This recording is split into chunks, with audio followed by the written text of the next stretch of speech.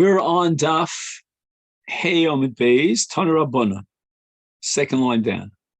Ein Mitzainin, we have a rule that when there's Tumah, for example, a mess is buried in a certain place, we're required to set up a marker, a tziyun kever, to keep people away from Tumah. And we derived it from a whole variety of possible sources on Daf Hey Omid Aleph. But now, the Brisa is quoted as saying that there's a number of categories where there is no requirement of a tziyun kever. Lo al kizayis min hames, v'lo al etzem kisiora, v'lo al dover she'eino mitame b'ohen. And this Brisa gives us two examples of specific cases that can be derived from a general rule. The general rule is dover she'eino mitame b'ohel, right? So we have tumas maga and tumas masa and tumas hesed. In addition to that, we have something called tumas oil. And tumas oil means that the mess is inside an oil with someone else. Even kalim amakabel tumas mess in the case of an oil. And then you have another case where you have somebody who's mahil al mess. He goes on to the mess. And then you have a case where the mess is mahil on someone. So someone is underneath a mess. And all these cases come under ohel, which literally translates as a tent, or he translates as a roof. But there are exceptions to the rule when there's no tumas ohel. There's tumas maga masa. For example, kizayis min hames is certainly mitame in mago masa, but it's not mitame in oil. What does that mean? It's not mitame in oil. We know that it is mitame in oil, but with time it's going to disintegrate. That's the nature of all flesh, and it'll be less than a kizayis because it's exactly a kizayis. Or, for example, etzem kisaora. Now, etzem kisaora, which is a very small amount of a bone of the dead, that's mitame b'magum masa because it has the share of kisaora, but it's not mitame b'ohel. And therefore, there's no obligation of a tziyun kever, since these are situations in which there's no tumas oil. And the purpose and the goal of setting up a tziyun kever is to protect against tumas oil. Aval mitzainin al ashidra v'al agulgoles val rov binyan hames. Now we're talking about cases where we have most of what's left of the corpse, and it is mitame b'ohel. And we have here a few cases. For example, gugoles is the skull. The shidra is the spinal column. And rov binyan have to do with how many bones make up the skeleton or the frame of a human corpse. So, for example, the Gemara says in Bechoros that the majority of the number of bones is defined as 125 because the total number of bones in the human skeleton is 248. So 125 is majority. So you have the bulk of the height of a human frame, a complete spinal column, which contains all the vertebrae, and a complete skull, which transmits tumah, both of which transmit tumah by way of oil. And in the case of a skull, there's only one bone, and yet it's mitame tumas oil. The spinal column is made up of 18 bones. And again, 18 bones is not a majority of all the bones in the body. That would be 125. But nevertheless, the bones of the spinal column are so critical. They represent or sort of like reflect the whole corpse itself, even though it's less than the whole corpse. And therefore, it's mitame b'tumas oil, and therefore you need a tziyun kever. V'emet simon ala vados. If, let's say, we know for a fact that this is a graveyard, you don't need a tziyun kever on it because everybody realizes that there's tumah there. And anyone who has to be careful not to be mitame himself will know automatically to stay away. So we don't need an additional marker because it's public knowledge that there is tumah, there's definite tumah there.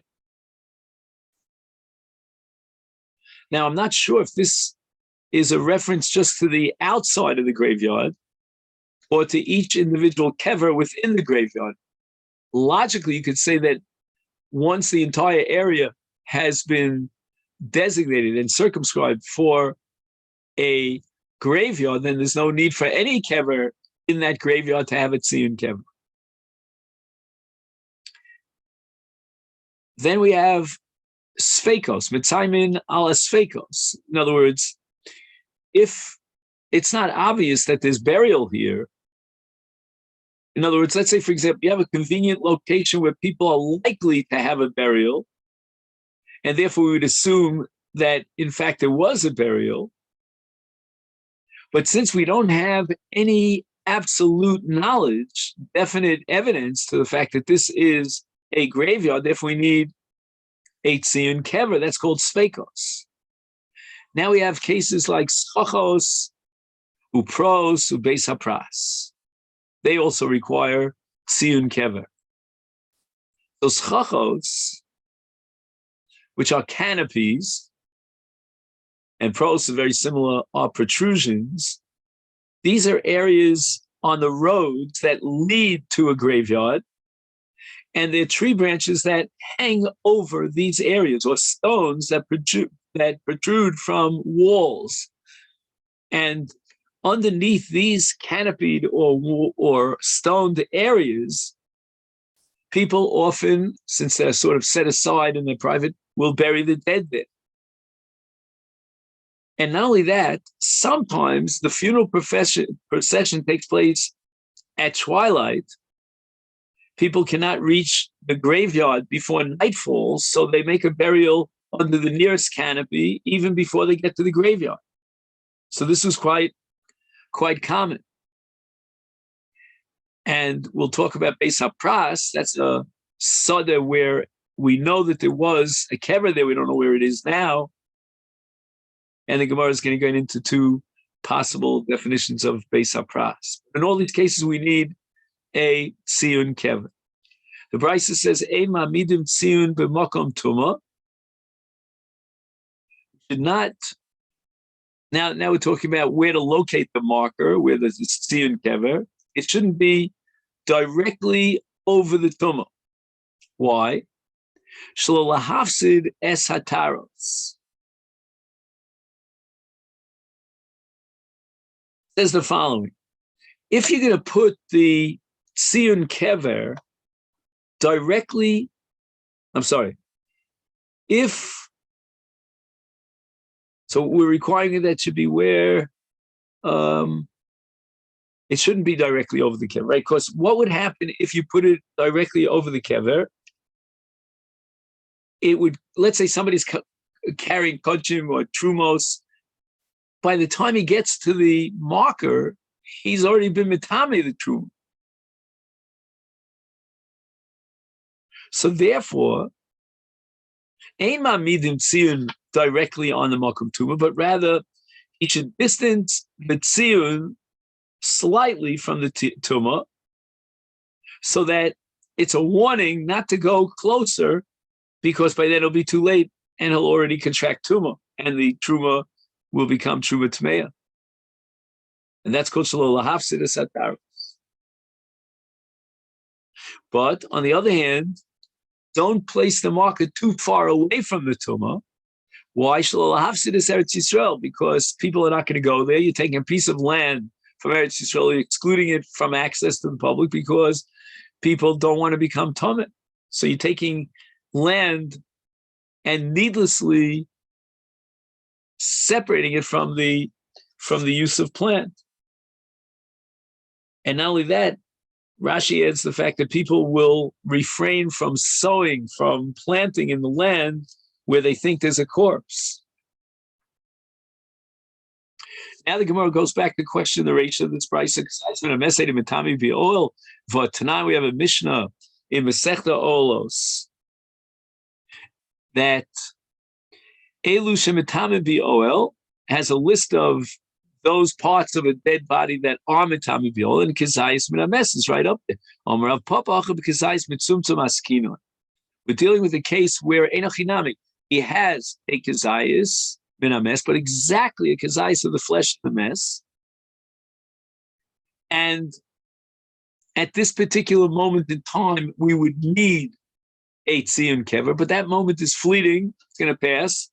Just sof mixer chaser. It's a matter of passing time until the body starts decomposing, and this exact kazais is no longer exact kazais. It's smaller. It's been reduced and shriveled from a kazais, and it's not metami v'tumas oil because it doesn't have the shear of kazais.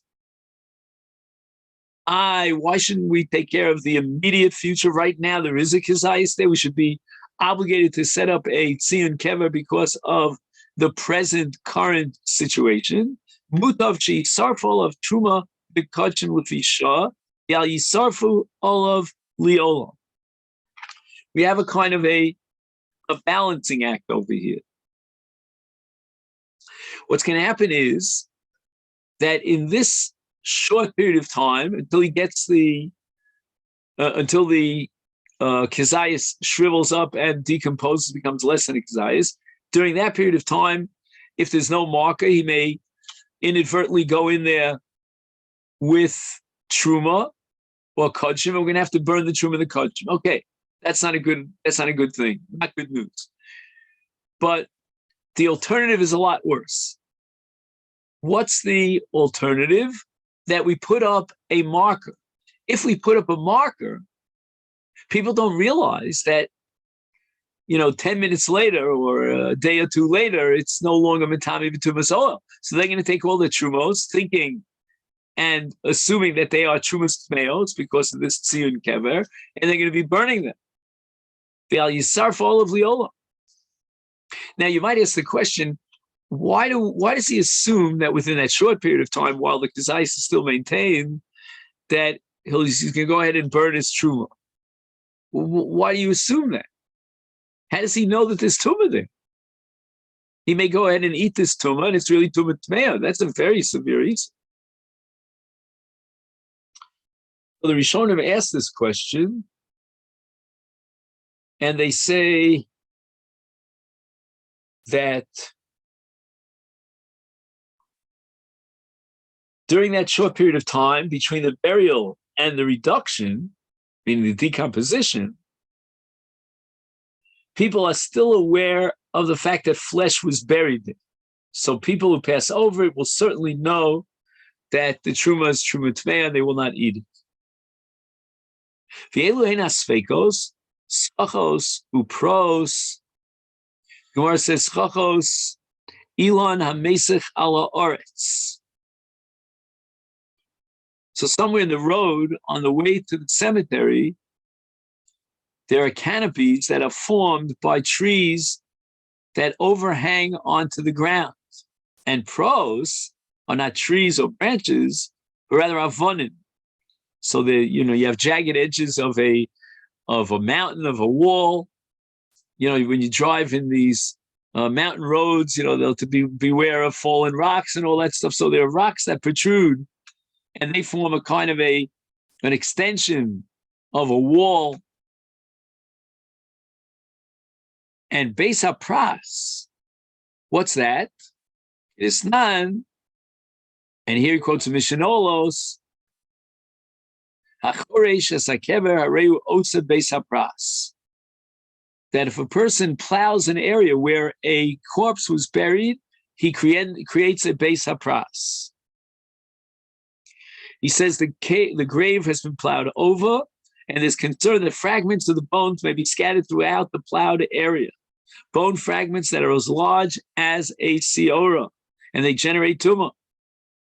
So therefore, the Rabbanan established that the entire area of a Beis HaPras, literally, base, a house of a pras. Pras is a broken piece, a fragment. And they decreed that anyone who enters into this area is considered tamid.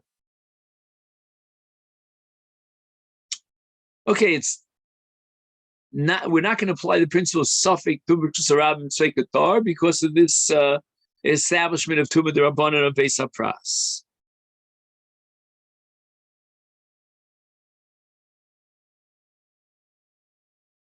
Now, Achorish Sakever, Areu osa beis hapras. Kamu osa, how large of an area is Tame, based on this gzera? Milo mana me'am.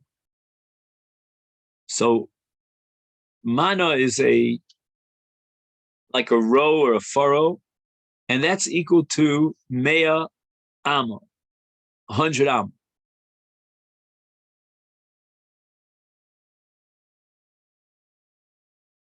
So this is how far it's logical or reasonable to assume the plowshare reached and transported and spread around the atzamos that are kisaora. Ubeis hapras mi metami bi oel. Now we're assuming that you need a siyun on a beis hapras because it's metami bi oel. V'omer of Yehuda Omer Shmuel ben Apech Adam Beis Hapras v'holech. We're talking about a situation where a person has to go down a road. Let's say he's on his way to bring the Korban Pesach, and there's a Beis Hapras. How could we allow him to travel to traverse this this sada that's a Beis Hapras? And if he does so, then how is he going to bring the Korban Pesach? Because a Tomei cannot bring a Korban Pesach. I'm not talking about Rov Atzibur, which is Hutra. So the Rabbanu were afraid that if he walks through the field, he will acquire Tumas Mes when he moves a fragment of a bone on his foot or with his foot. However, the Rabbanan allowed you to pass through a Beis Hapras if there's no other way you can get to the Migdash and bring your Korban Pesach on time. So a special heter for the sake of the mitzvah of Korban Pesach. But the Tanai is Menapech. What does Menapech means? He blows on the ground before him in advance. No, it's every time he's about to take a step, he blows on the ground to make sure that there's no fragment of bone, small bone in his path. Any large bones he'll notice. Now, it seems that we're not concerned about chips of bones that lie beneath the ground. I mean, the nipuach, right, this blowing is not going to help you if he plowed in such a way that there's a saora minames, etzem kisaora minames downstairs, meaning below the ground.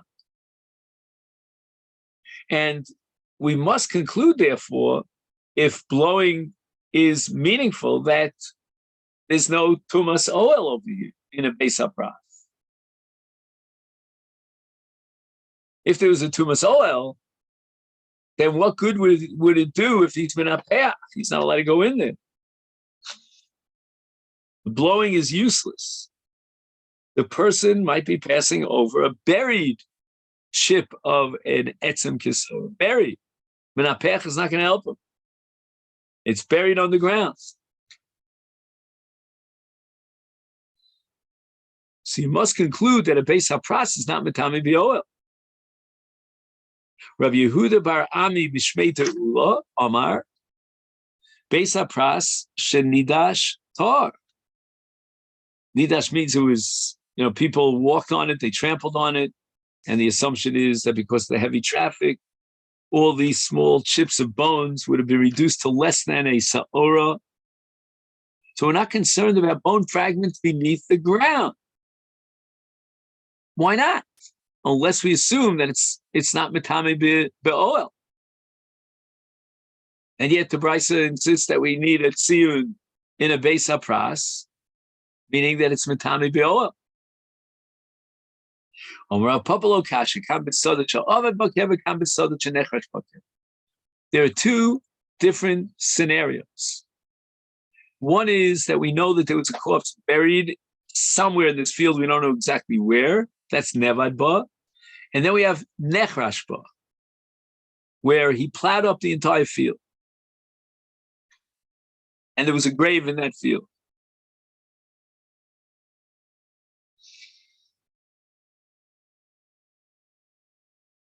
So now, which one of these two is Mitame B'Oel? Obviously, Soda Shaveh Ba'Kever is Mitame B'Oel.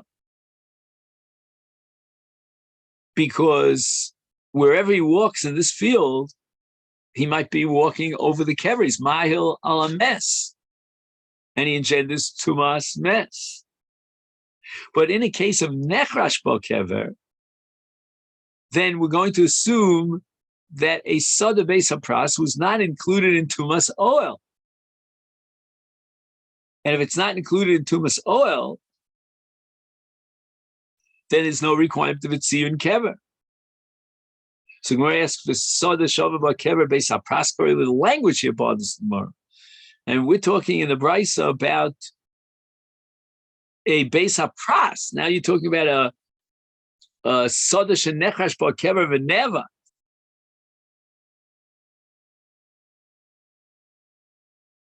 So Gemara says I'm going to prove to you that the language of Sada Beis HaPras includes even a Sada She Avad Ba'Kever. And this is based again on a Mishnah in Olos. It says the following.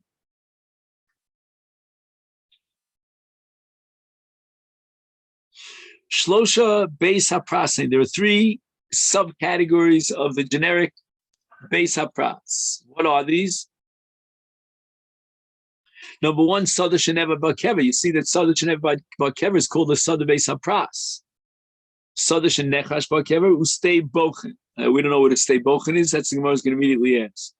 But for our purposes, most important about this Mishnah is that Sada Sheneva Ba'Kever is a Beis HaPras.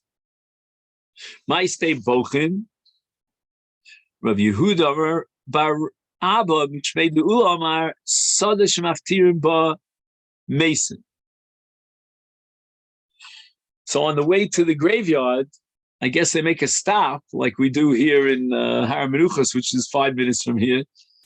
And at that place, people cry. That's where they bring the nifter, the corpse. And that's Rabbi Yehuda Bar Abba Mishmei De'ulam and Sada Shemaftirin Ba Mason. This is where we say goodbye to the mess. Everybody's crying. He writes, when a corpse is transported from one town to another for burial, it is brought to a field on the outskirts of one city, where those transporting it take leave and depart, and the local buriers take custody.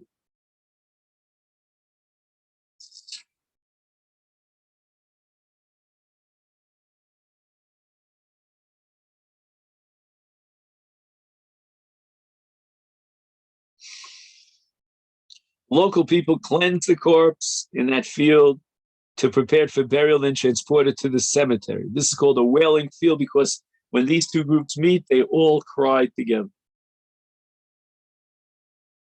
The time of Mai.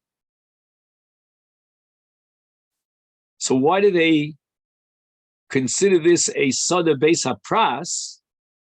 Amar Avimi Mishum Yeush Pailim Naguba.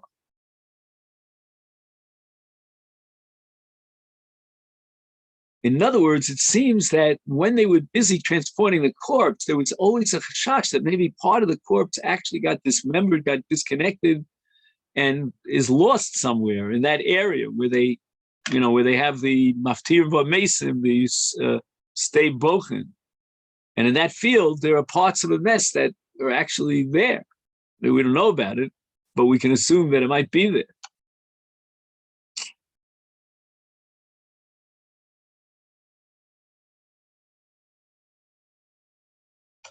So what does this phrase Yeush Bailim mean?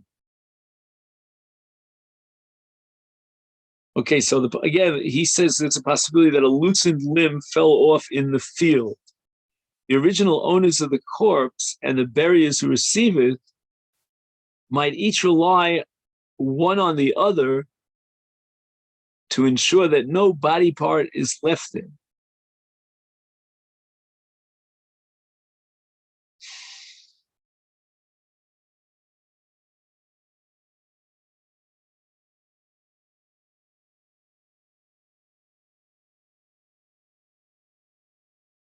You're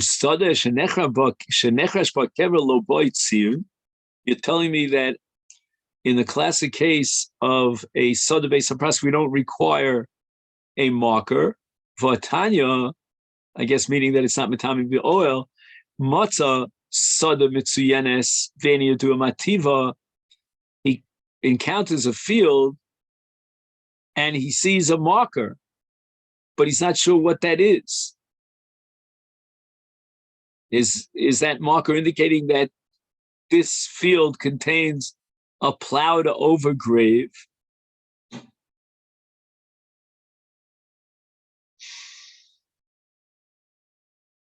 So now the Bryce is going to give us a Simon Ladover, a method, a kind of a litmus test by which we can determine whether it's Nechrash Ba Kever. If Yesh Ba Ilanos, Biadua Shenechrash Ba Kever.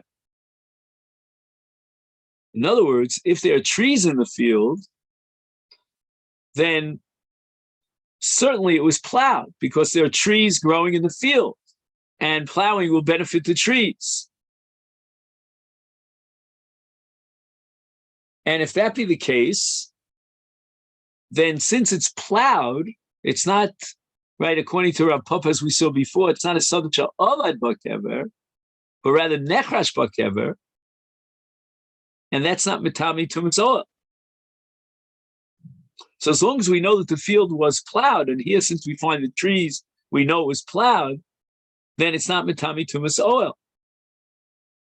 And therefore it doesn't require Tzion Kever. Ein Ba'ilanos, but if there are no trees, then Biadua Shaveh Ba Kever.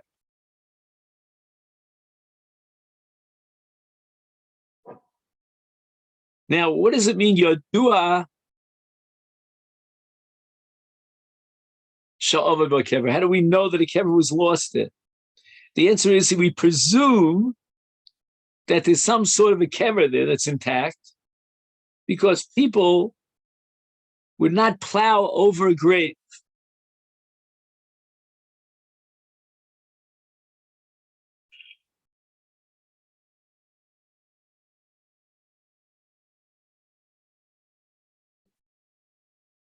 So again, Ein Ba Ilanos, Biadua Sha'ava Ba Kever.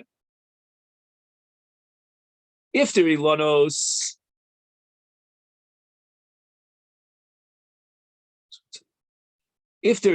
we know that he plowed the field. If there are no Ilanos, then it's an Avad Ba Kever situation. Again, that's just an assumption on our part, that there's a full kever that was lost here. And that's why there are no ilanos. There was no plowing. Because there's a kever there. You don't want to plow a kever.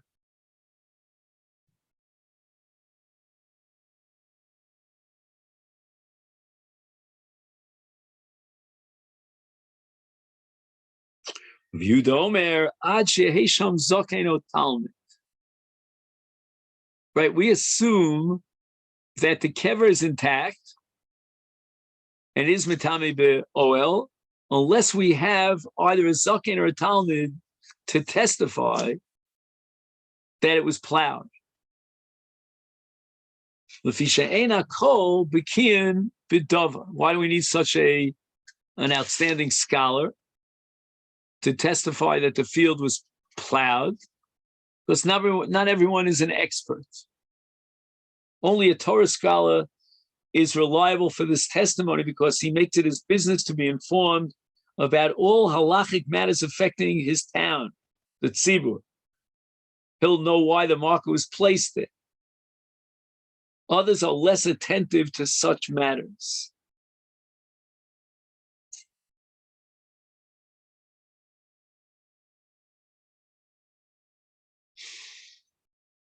Omar of Papa Gitanya Hahi.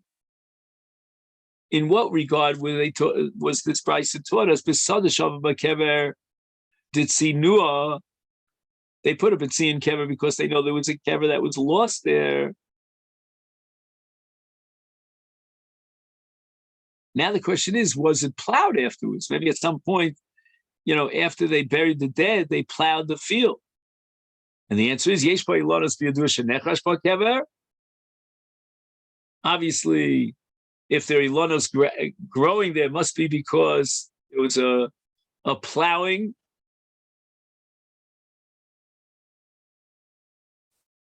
And this we know that because of the Ilonos. So Ilonos proves that there was plowing.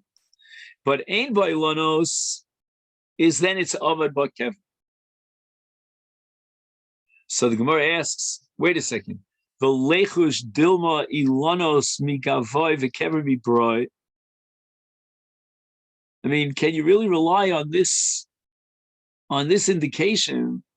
I mean, maybe the trees are on one portion of the Sada, the grave is on a different portion.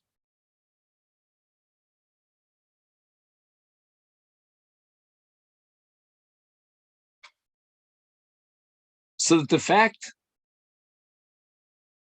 that there are Ilanos doesn't really prove conclusively that there was a plowing of the grave. Maybe the Ilanos are on one side and the grave was on a different side.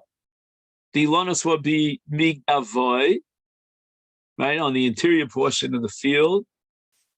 The Kever Mibroi is on the outer portion of the field. And the Gemara says, Kinomar Ulam, the Omdim al Gvulin.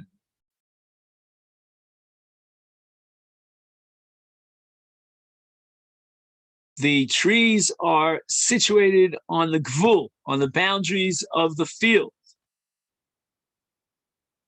And that's what Ula said in a Gemara Nidarim Mem Dalet, Mem Beis.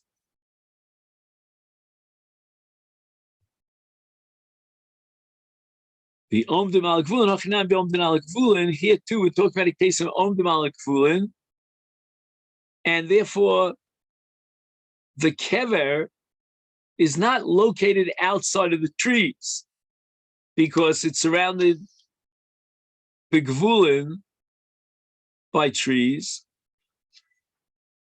And the Gemara is still not happy here.